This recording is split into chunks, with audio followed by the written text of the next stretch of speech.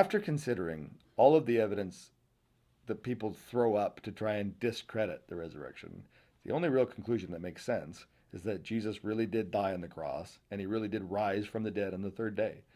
There are a couple of things that we should mention at this point. First, Jesus' body is a little different after resurrection. Some scholars have explained that the gospel writers were trying to describe something for which they didn't have a precise vocabulary. So, while Jesus' body had some of the same qualities as ours, he could talk, eat, drink, be touched, and so on, it had other qualities as well. For example, he appeared and disappeared through locked doors and solid walls. The trouble here is this: if we believe Jesus was raised from the dead, it involves, at the very least, that we suspend judgment normally viewed as fixed and unalterable. Because, people don't normally come back from the dead. That, in and of itself, is something to get over. So, in order to believe this, it requires that we exchange a worldview that says things like, that can't happen, for one that embraces the idea of a creator God making himself known initially in the traditions of Israel, and then fully and finally in Jesus through his resurrection.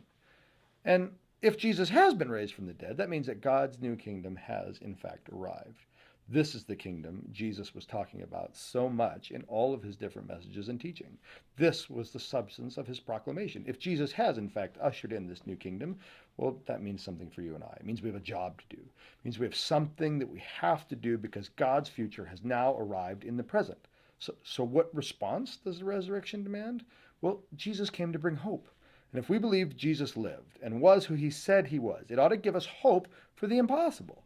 If we believe Jesus died on the cross as a substitute for our brokenness, it ought to give us hope for a life filled with meaning and spiritual connection. And finally, if we believe Jesus didn't stay dead, but came alive again, and that he ushered in this new kingdom, it ought to give us hope for a better life and a better world. The only question left is,